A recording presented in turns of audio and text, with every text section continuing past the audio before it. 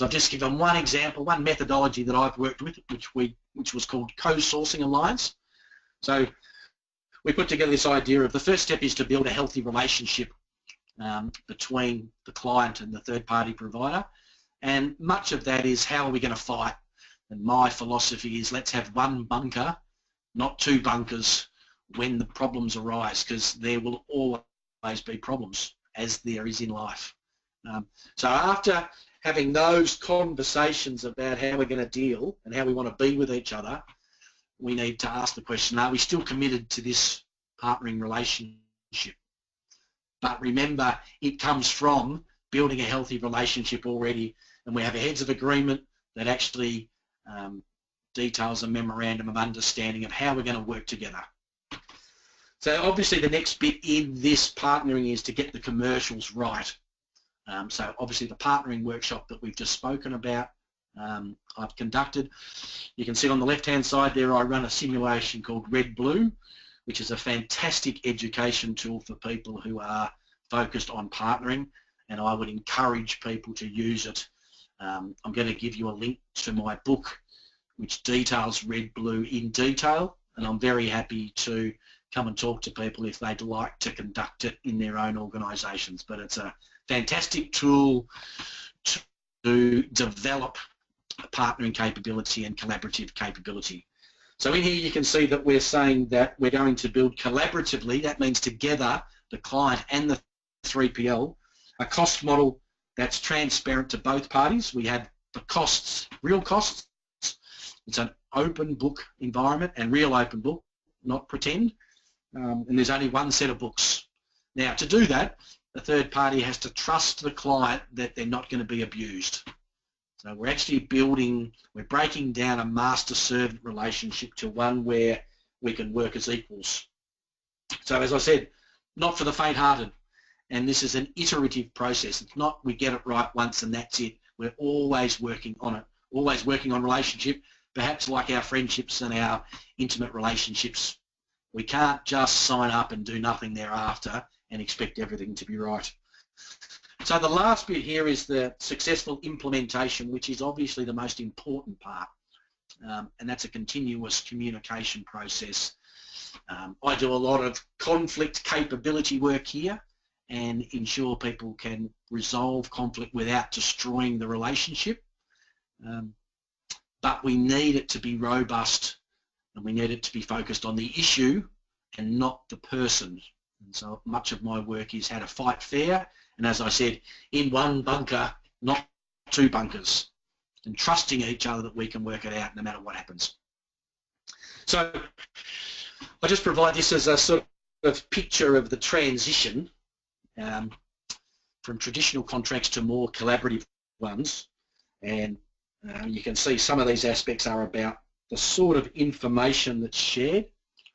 And on the collaborative one, we're looking at a common picture of success. In the collaborative one, we tend to get to know each other more than just professionally. So we need to actually know each other so we can work with our strengths and weaknesses. And in any high performance environment, we actually consciously work with our weaknesses. It's very easy to work with our strengths. It's the stuff of champions who work with their weaknesses openly and actively. As I've spoken about, the third point is about conflict. The fourth one is about organisational aims.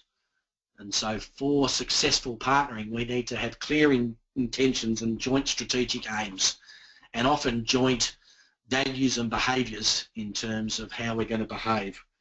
Now the next one, Dan, is this idea about two bunkers versus one. What I realise is that people sometimes follow the rules in traditional contracts, but in collaborative ones, we actually know the rules that have to be broken. And that is a reality in collaborative environments because the organisational system is not geared for collaboration, it's geared for minimising risk. And if you minimise risk, you never take a chance.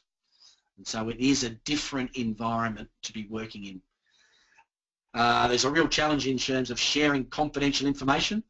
So in the collaborative, we tend to share much more, but we're far more conscious of what is really confidential. people involved in these third-party provider contracts, if you don't trust someone, you never take action and deliver work without having the dollars sorted out. But in a collaborative one, you trust that the commercials will be sorted out, and your challenge is to resolve operational issues for the client. And as long as that client then respects you as the provider of transport or warehousing and pays for it, then the relationship continues in a high trust environment that then enables the organisation to work in a seamless flow. I mentioned a little bit this second last one, which was master-servant relationship. We tell the third party or we tell the client, and there's limited interest in the other organisation, whereas in the partnering one, collaborative one, we're actually pursuing a quality, and we actually look after each other, and we care about whether someone's making a profit. And if they don't make a profit, that's not going to work. But we also don't charge too much and gouge. So there is a relationship that's quite mature about profit and margin. And the last one is whether we're in this sort of a win-lose or whether we're in a win-win relationship.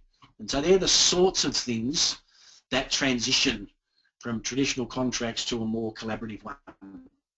So as I mentioned, for anyone interested, if they go to collaborativeinquiry.com, so that's a website that I have with my co-author Ian George, and there's a book there called From Me to We Design and Build Collaborative Workplaces.